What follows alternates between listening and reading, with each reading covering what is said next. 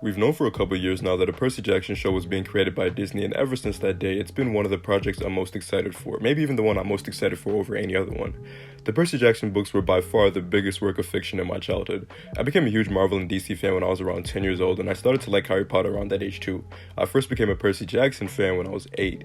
Before that, I was a big reader, and my favorite thing to read about were obviously Greek myths. I had an alarming amount of random Greek mythology knowledge in my head for an 8-year-old. I heard there was a fictional series about Greek gods, and I was like, shit, okay, I'm gonna check it out. I didn't know the order of this series, so the first book I read was Battle of the Labyrinth, and I was instantly hooked, which is weird because I kinda jumped in right as the series approached the climax.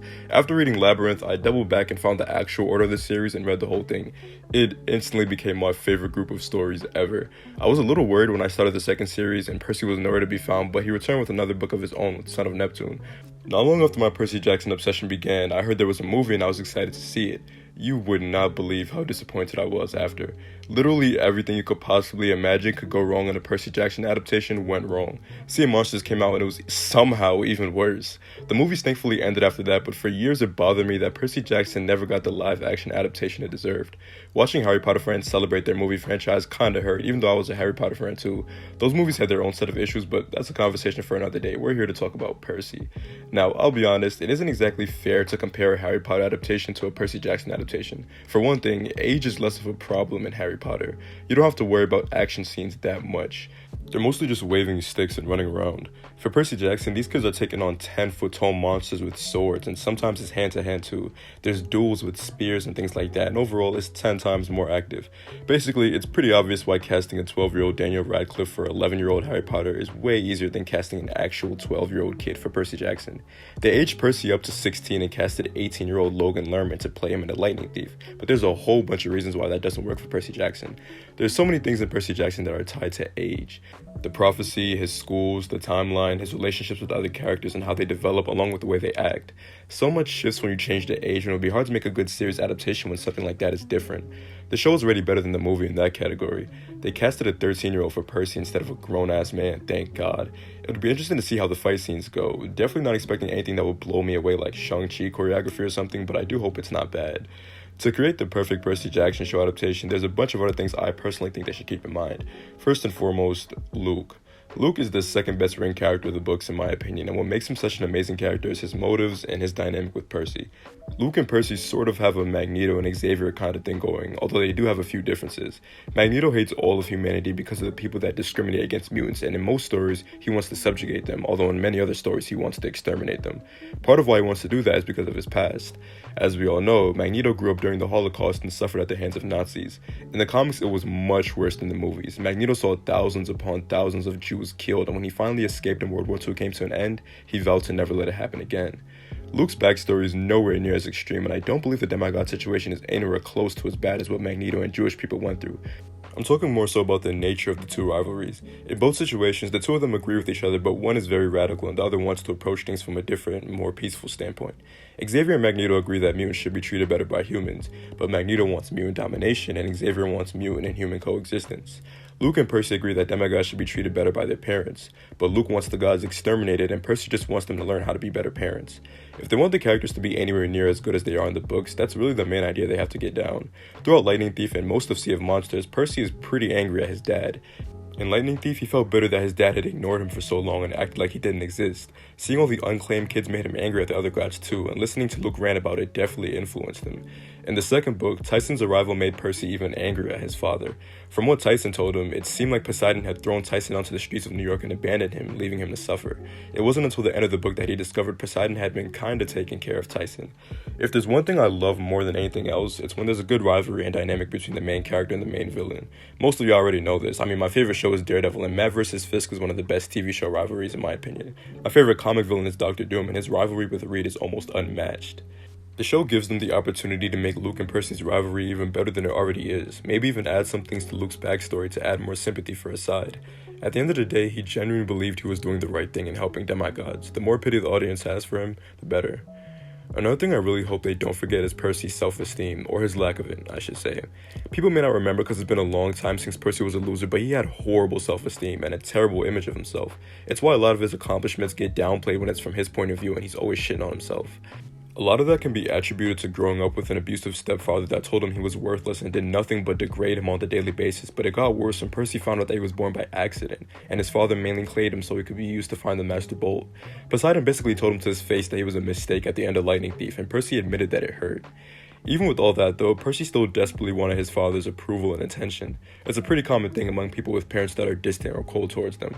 They always feel the need to show their worth. Percy admitted that that was the real reason he sent Medusa's head to Olympus. He wanted to flex to his dad, and Poseidon did say he was proud of him at the end of Lightning Thief, which made up for the 12 years of absence, at least in Percy's eyes. His father, the gods' mistreatment of their children, and Luke are the most important parts of Percy's character. If the show wants to be good, the main thing I hope they remember is that the whole idea isn't just cool moments or Percy being a smartass, no matter how funny it can be. If they focus on Percy's one-liners and his powers and ignore certain aspects of his character, it will be a bit disappointing. The same goes for every character in the series. Sometimes when a book gets adapted, there simply isn't enough time or space to focus on every single character, so some important characters get ignored. If you couldn't tell by now, I'm making an attempt to slander the movie version of Ginny Weasley. I don't know if I made it obvious enough yet, but I don't like her. With this new Percy Jackson adaptation being a show, they have way more time than the movie series would have, so I really hope some of the more important side characters don't get pushed too far to the side. Ethan Nakamura was the embodiment of Luke's issues with the gods. He's an underrated character in my opinion. Same goes for a character like Calypso. She was another person that embodied the unfairness of the gods. On a related note, another thing I hope the show does is display more of the heinous things the gods do. One of the downsides of having a narrator that's a comedic teenager is a lot of the awful things the gods do get downplayed. In the second book, a lot of shitty things that Poseidon did are mentioned, but Percy just kind of brushes it off. Artemis straight up says that she preys on young, emotionally unstable girls on purpose and waves immortality in their face to convince them to join the hunt, which is hella fucked up, but Percy brushes that off too. There's a bunch of other instances where something horrible that a god did is mentioned and then quickly moved past or joked about as if it isn't that serious. Obviously, Percy Jackson wasn't an adult series and was pretty obviously targeted towards kids and teenagers, so they weren't going to spend a lot of time diving into the large pile of fucked up shit the gods do. The problem with that is, when you downplay the gods' actions, it's harder for a lot of the audience to understand Luke's point of view. As I said before, the best thing about Luke is his motives. They're supposed to make sense to a certain extent. His actions are too extreme and they can't be justified, but they can be explained, and you can understand why he would want to go to such insane measures. The more you downplay the gods' actions, the more people go, well, the gods aren't that bad, Luke is dragging it.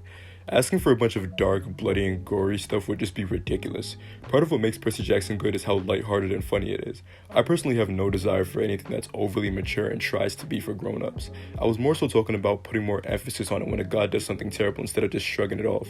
It helps the story. Most importantly though, I need them to properly do Percy and Annabeth. They're literally one of the most perfect fictional couples of all time. Their development from rivals that disliked each other but were forced to tolerate each other in Lightning Thief to best friends that were completely in love with each other is amazing. They have a ridiculous amount of moments that prove why they're one of the best couples ever.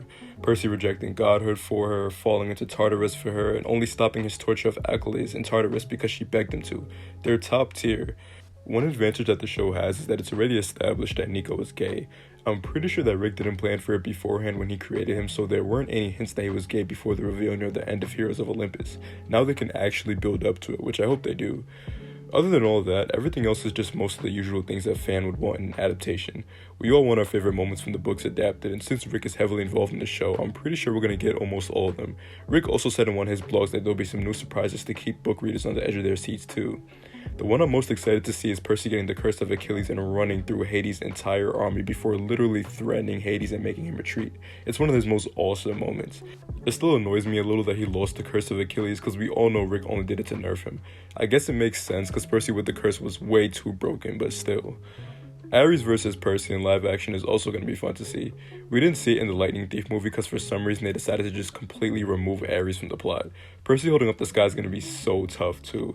I'm really wondering how it's going to look in live action. The Hyperion fight would be wild if the series makes it that far, which it probably will. There's an entire generation of people that were raised on Percy Jackson along with a newer generation that's currently getting into it. It's going to be one of Disney Plus's most popular shows. The more popular it gets, the higher the budget will be too, which means the CGI is going to get better and better the more seasons pass. I believe Rick mentioned in his blog that the current plan is one season per book, so by the time we get to the last Olympian, the Luke and Kronos hybrid is going to look amazing.